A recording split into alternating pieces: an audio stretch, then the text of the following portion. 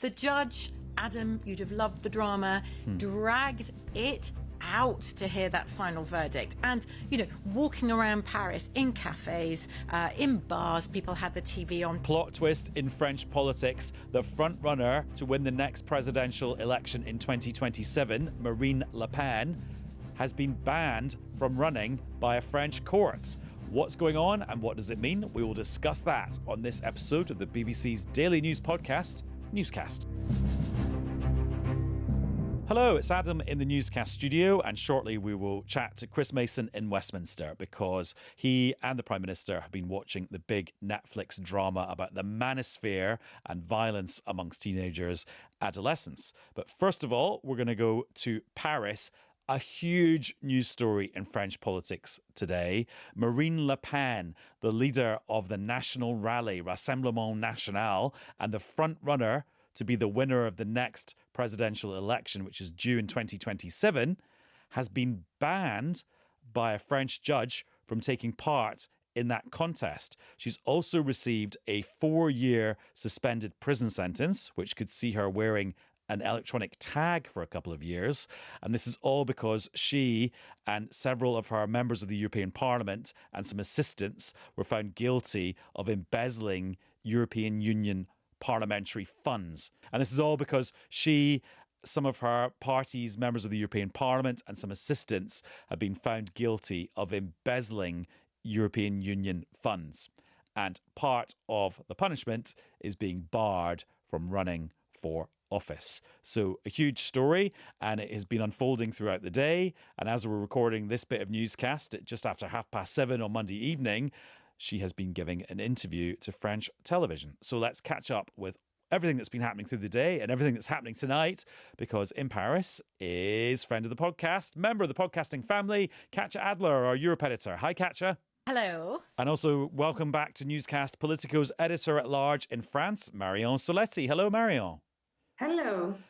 Now, Katya, we're recording this bit of newscast at just after 7:30 UK time on Monday, and Marine Le Pen's actually just been on French TV. Do you want to just kind of give us the breaking latest of what she's been saying? Oh, she was coming out swinging. I mean, before I tell you what she said, I thought she argued her case very strongly. If you were a supporter of Marine Le Pen, you would remain a supporter of Marine Le Pen, I think, after that appearance on French TV tonight. Let's not forget, she is a lawyer. So she was arguing a lot of technicalities here. And, she walked out of the courtroom today before the final sentencing had been pronounced. So a lot of, that was one of the first questions. Why did you walk out when you didn't even know what the full sentence was? She said, well, what was the point in me hanging around? I knew the judge was going out to bar me for running for president.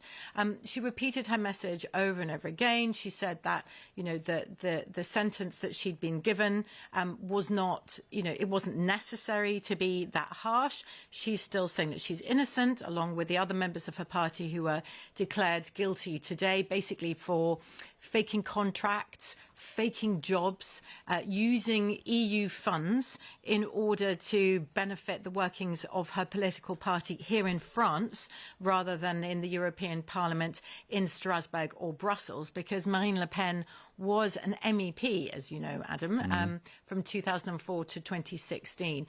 And she's accused, and other members of her party are accused of embezzling more than 4 million euros. That's over 3.4 million pounds worth of EU funds. She says absolutely she didn't. And, she says that this was basically a political judge, a judge who was using this case for her political goal of preventing her from running for president in 2027. And Marion, what are the options now for Marine Le Pen and for her party, the National Rally? Well, those are two different questions. In terms of her options, she laid out what she intends to do, which is to appeal the procedure and hopes that the appeal procedure will run through in time for the decision to be reversed. That's very tight timing. Appeal procedures tend to take 1.5 to 2 years, and 2 years from now is a presidential election. She admitted herself that the path is very narrow for her now to actually be able to run. and she didn't really engage into alternative scenarios. She, quite the contrary, she kind of brushed out the possibility for our party's president, Jordan Bardella, to step up now and be the alternative candidates, which will certainly leave a party with a lot of questions. It will be very hard to run a campaign with this kind of as a shadow over her head. So I think she's ready for a fight, but her battle plan is not very solid at the moment. And then, Katya, you were hinting at this, that so the National Rally could have lost its figurehead and one of its biggest assets, but have gained an extra sort of oomph from its supporters as a result of all of this. Yes, I think there is the possibility of political martyrdom here.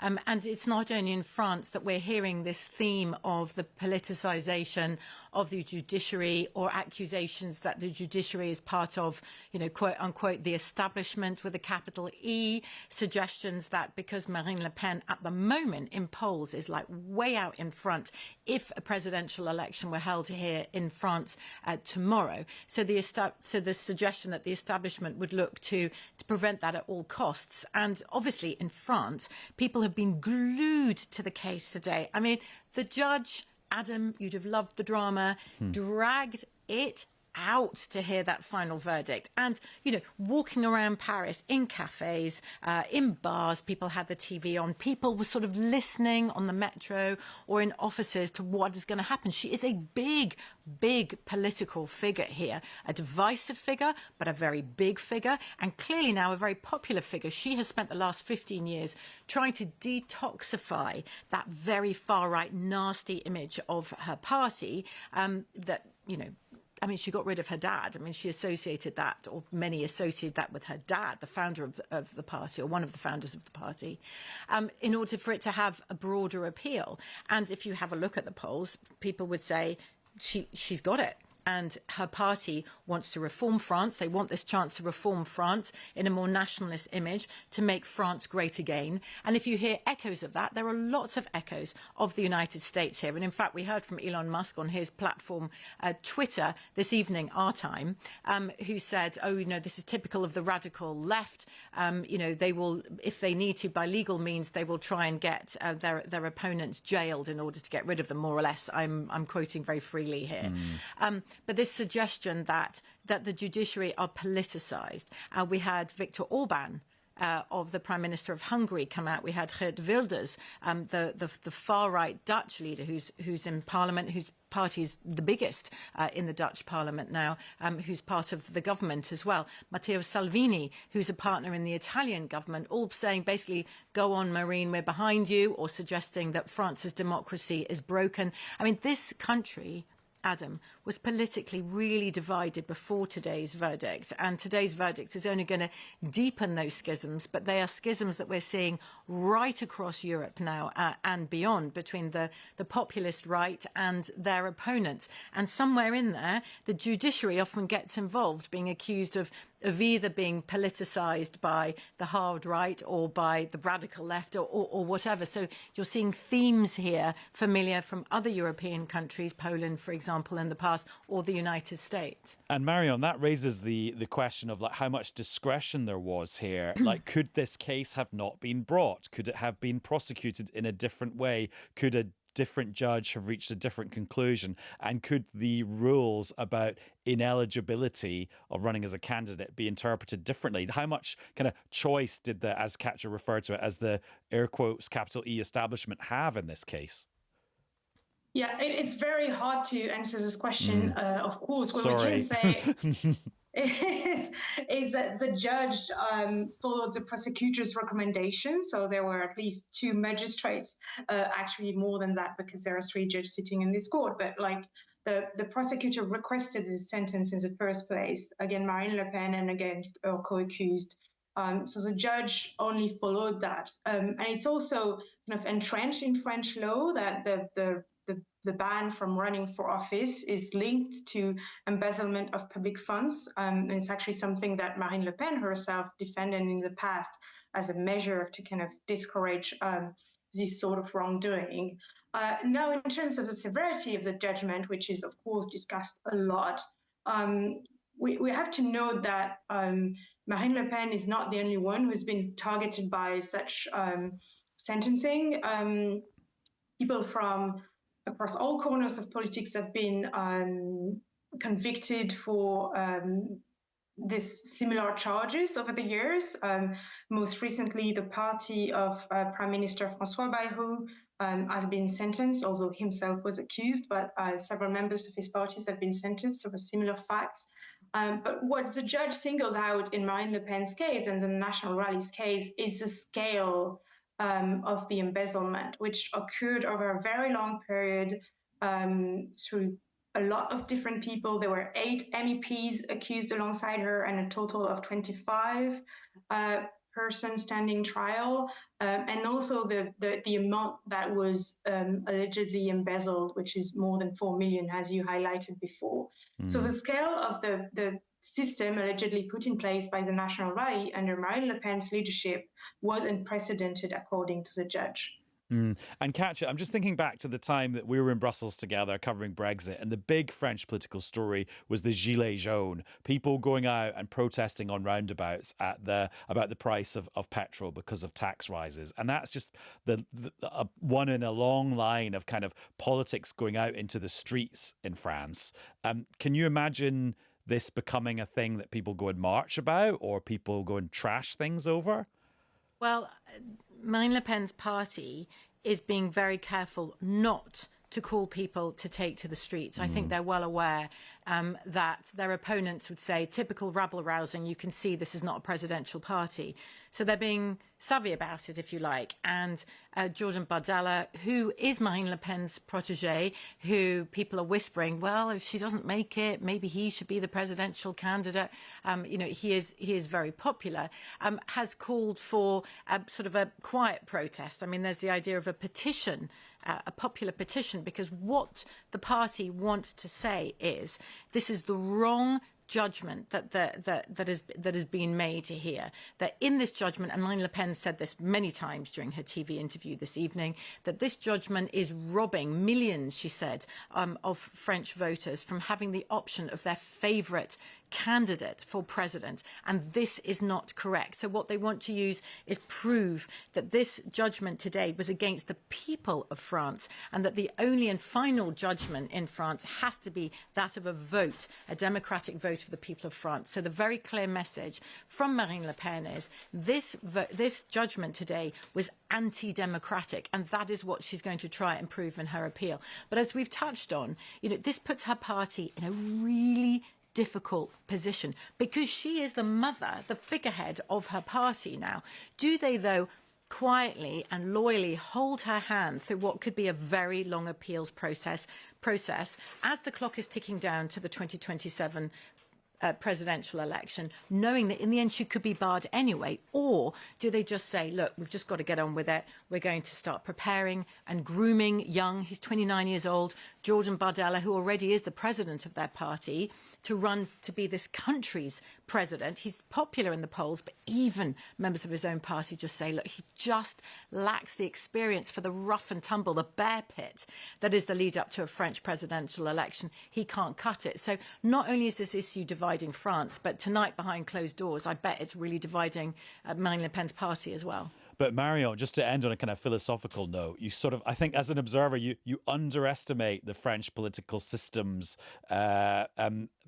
radicalness sometimes. I mean, think about it. Emmanuel Macron, the French president, that's a really improbable French presidency when it first came around, isn't it? Yeah. Actually, there are all sorts of workarounds and big things can happen that people thought were not possible. We're not boring, I can say that. Yes. It's very kind of personality driven. I get the question of, will the French get to the street a lot? And I would say I don't think so, not immediately, for the reason that you just highlighted. But also, if you look, it's interesting, there was just a quick poll just out on, people's opinion on the judgment. And you can say that it's pretty much divided along partisan lines. I mean, obviously, Le Pen supporters think this is outrageous and a denial of democracy, but the rest of the public opinion is pretty much unfazed. They think that they're not shocked by the judgment, like over 60% say, it's an Odoxa poll, so they're not shocked and that they don't think democracy is in danger. So, you can see that in these sort of big political trials, the opinion that people have on them is usually kind of already formed by their own, partisan bias. So, we'll see. The most likely impact, I think, is that this will, very much energize the party, and they're going to probably be very hostile to the government, to the political class that they think is responsible for their leader's potential downfall. So it will undoubtedly create a lot of tension in the system, and we'll see that unfold in the coming months. And I suppose last philosophical point for you, Katya. And I think go ahead. Sorry. No, I was just going to say, if you think about Donald Trump, I mean, before the American presidential election, when he had all of those court cases swirling around him, he turned it to his advantage. Because you've got a court case, you are front page in the newspapers. You are one of the top stories, online or in TV news bulletins. So, she is launching this appeals process. It will be watched, and it will keep her and her party in the headlines. And I think, just as Marion was saying there, France is very much divided along party lines. The evidence in this case, and there was a lot of evidence produced against Marine Le Pen and the others who were found guilty today. That ended in November, and after that, you didn't really see polls changing very much. So support didn't fall away from Marine Le Pen as a presidential candidate as a result. It sort of suggests that, as we're saying here, people are quite entrenched in their camps. And now with social media, of course, people will be hearing or interpreting, or they will have watched Marine Le Pen on TV tonight and taken away probably what they already believed. Either the system is stacked against her. Marine Le Pen and her party have often set themselves up as kind of victims of the great big establishment who are out to get them, that they are the underdogs, that they are the voice of the people in France who were not heard. This will just reinforce that. Or for her opponents, that she's just trying to twist the political system to her advantage. So, I think people will just believe even more, probably, what they believed before. And the other lesson from America that everyone took from the presidential election is that the price of eggs is kind of more important than the fate of democracy to a lot of people. So, earth's over democracy. But Katya, thank you very much. Thank you. And Marion, lovely to catch up with you again. Thank you, Adam. And before I caught up with those two to talk about French politics, I caught up with Chris Mason to talk about British politics. Here's what we chatted about. Chris, hello. Hi. Is it true you've been Netflix and chilling, to use a very 2 years ago phrase, with the Prime Minister? I have. And also to use a phrase that's probably even, maybe 10 years of vintage, which is roughly the zeitgeist that I occupy in social trends terms, binge watching as well. So, yeah, this is this new series, Adolescence, which James and Alex talked about on Newscast a couple of weeks ago when it first came out and grabbed the headlines. Right, don't rub it in. Yeah, exactly. Don't worry, I'm late to it too. I'm only on episode 3. Me too. Well, I've seen 3. I just haven't seen the last one yet. And it's an incredible watch, and it does a very good job of bringing up these issues that have been floating around for a while. Why do you think Keir Starmer wanted to... Well, actually, why don't you just explain what he actually did today, rather than just you and him compare notes about what you'd watched on TV? Yeah. So he had in some of the producers and writers from this next Netflix drama, and then some young people too, and kind of doing. I mean, it's interesting, sort of the kind of psychology of all of this. Really, what is it that gets an issue into the national conversation when it's kind of been there for a long time already? So we were talking about this, just over a year ago, with the whole business of the post office scandal and that ITV drama. Now, there'd been news headlines and articles and pieces on the telly and the radio and all the rest of it for years about that, and yet it was a drama that kind of really punched it through into the national conscience and led to changes in the law at the time. Here we are with this drama about adolescence and teenage boys and the manosphere, as it's called, and toxic masculinity, and the whole business of how difficult it already was to be a teenager. And then along comes the internet and smartphones and social media and algorithms and all the rest of it. Oh, and throw in the pandemic a few years ago too, and you've had this drama that has loads and loads of people have seen. I'm conscious that there'll be newscasters who've seen it and other newscasters who haven't. And then the Prime Minister doing what Prime Ministers will often do, and I don't want to sound cynical here because it is part of their job really, which is to kind of attach themselves to an element of national conversation and try and speak to it. But it is also true that in so doing, when I was chatting to him, he doesn't have any, instant policy solutions. I mean, maybe there aren't any, but he doesn't have any. And here's how Keir Starmer put that in his own words. I don't think this is something that most people say we've stumbled on something for the first time. This is a complete surprise to me. Something people have been worried about, niggling, what is available online, how do the algorithms work, how do children get drawn in? And they are children as well, that's the other thing. We're talking about, in this particular case, 13, 14, 15-year-olds. They're children, they're developing. And I also feel quite strongly that, unlike other bits of government business, if you like, there isn't an obvious sort of policy response which will answer all of these questions. It's much broader than that. It's a cultural issue.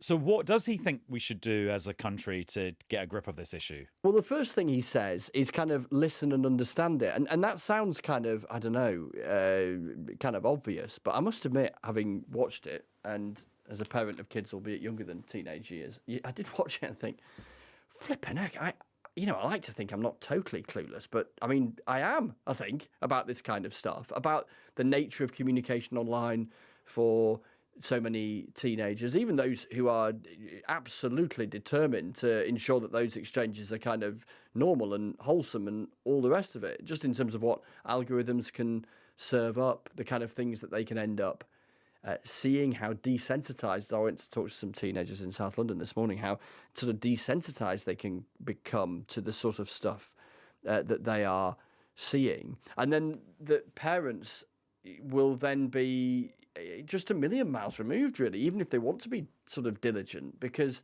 they just don't know what their kids might be seeing. And I suspect for a lot of parents, that is the powerful kind of takeaway from this drama. And so the Prime Minister was emphasising the need to sort of kind of close that gap. He doesn't reckon there's an easy legislative solution to this. He doesn't think there should be a kind of top-down government ban on phones in secondary schools. He thinks most are already doing that. The Conservatives think that he should do that. He seemed open to the idea of, looking at the Online Safety Act, looking at, what you demand, what a government might demand of these giant West Coast tech companies. But then what in practical terms can you actually do as an individual government? And his view is that it's more societal and social, about self-esteem, about role models away from the online world. But I did come away from the conversations I had, both with the teenagers I was speaking to, really brilliant and articulate teenagers. I know that sounds very middle-aged and patronising when I say that, but having been sort of depressed by watching the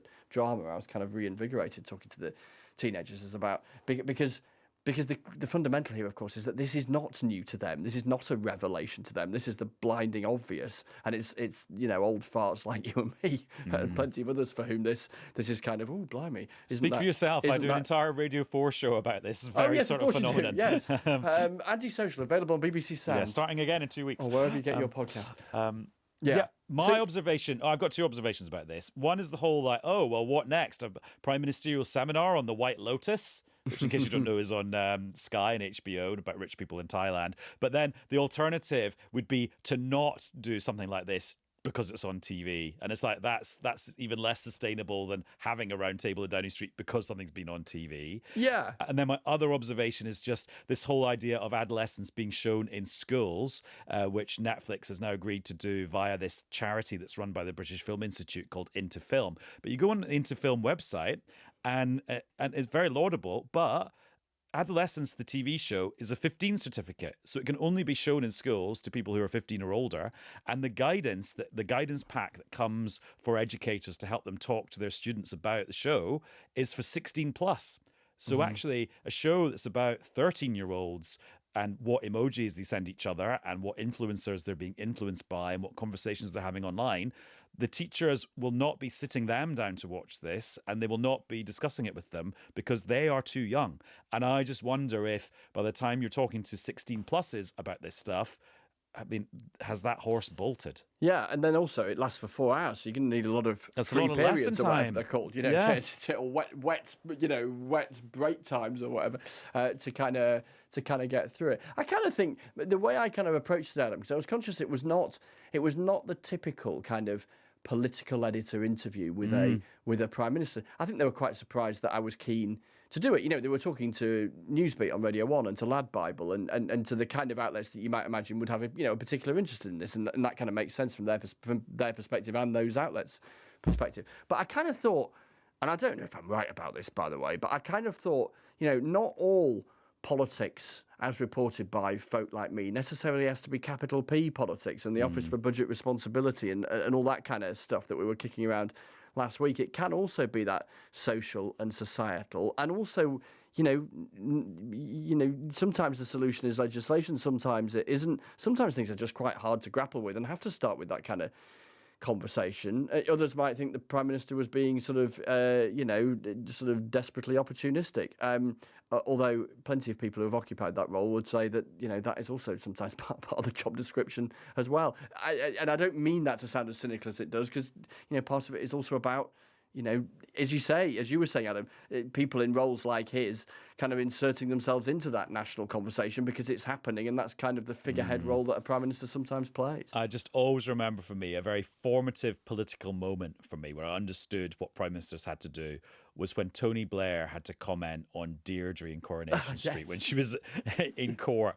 And I just thought, wow, this is the number of things you are called on to talk about as a prime minister. This is not an example of that. That was something that, okay, it was a very meaningful storyline and very big to Coronation Street fans, but actually that's the other end of the triviality scale, isn't it? Totally. And when I was editing our piece for the 6 o'clock news, I was saying to Isabella, our brilliant producer, I said, hang on a minute, did he, because I haven't seen the 4th episode on all of this, did the lad in question, the central character who had killed a fellow pupil, a girl, did he plead guilty, or is he still accused? And then, of course, we reminded ourselves it is a drama. It's not actually. Don't need to call the duty lawyer. No, exactly. Now, obviously, you want to get your facts right, whether it's a drama or not. But it is a drama, and and hence that that parallel with Deirdre Barlow or Deirdre Rashid, whatever she was called at the time. Oh, just one other observation, and it's about, and I know we said this wasn't about legislation, but the big piece of legislation in this area, and you mentioned it, is the Online Safety Act. And I think we're going to enter a very interesting period where we find out, does that act, which gives powers to ministers and powers to regulators like Ofcom, does that act help ministers and regulators deal with new issues as they arise?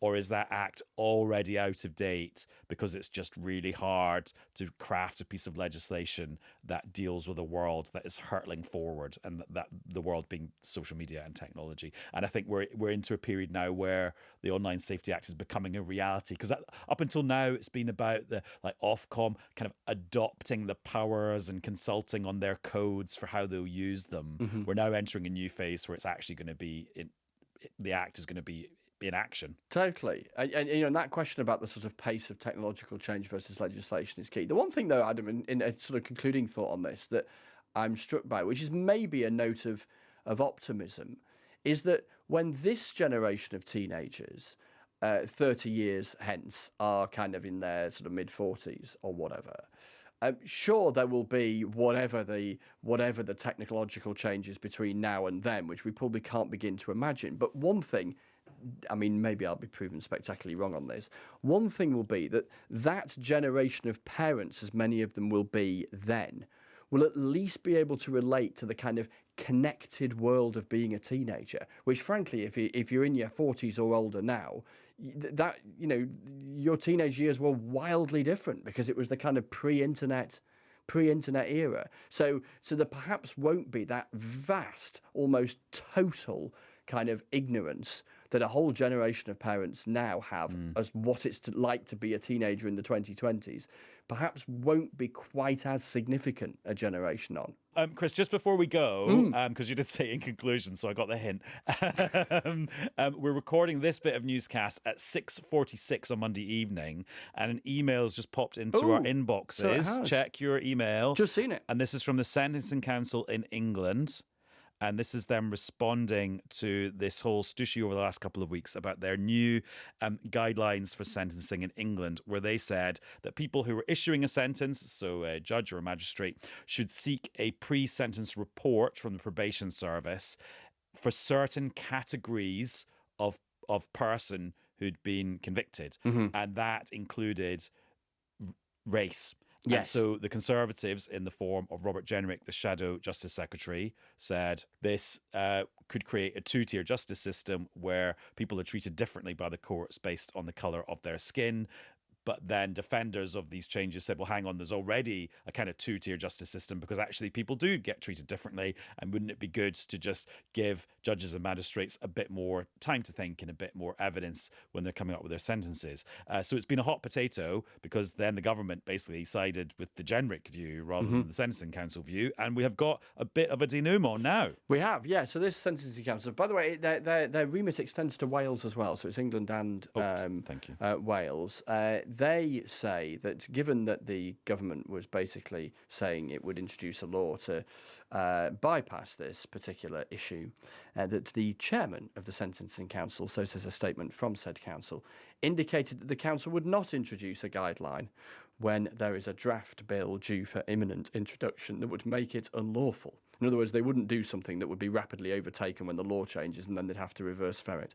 So it says, on that basis, the council, an independent statutory body, it rather pointedly points out, has chosen to delay the in-force date of the guideline pending such legislation taking effect. Delay is doing quite a lot of work in that sentence because the consequence of delaying will mean it just won't happen at all because the law will overtake the right of that organisation to do what it was intending to do until that right was taken away. And our inboxes have been very busy this evening because just a few minutes before that, we got an email from the Ministry of Justice confirming that, yeah, they will introduce that new law into Parliament to start its process through Parliament on Tuesday.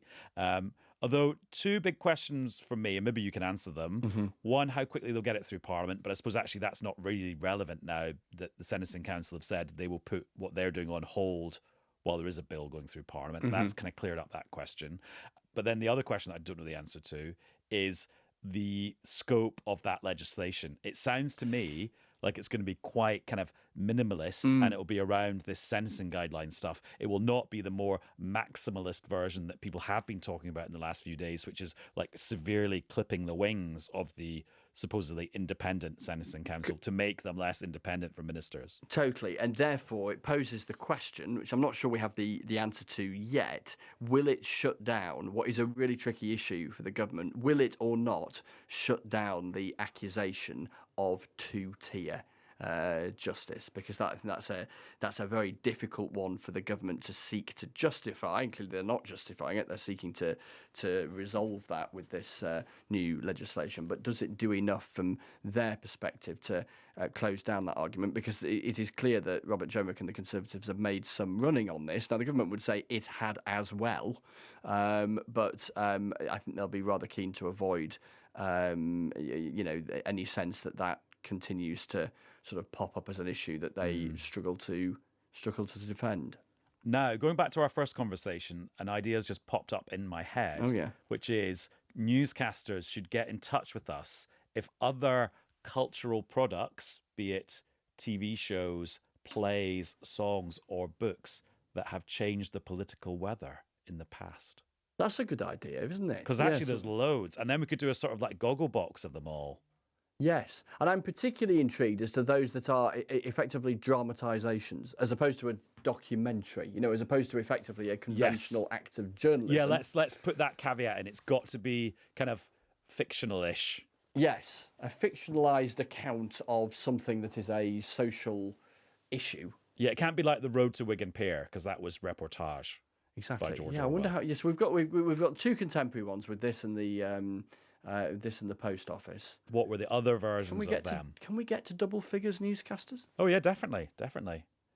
And then we'll just have to get a big pile of DVDs.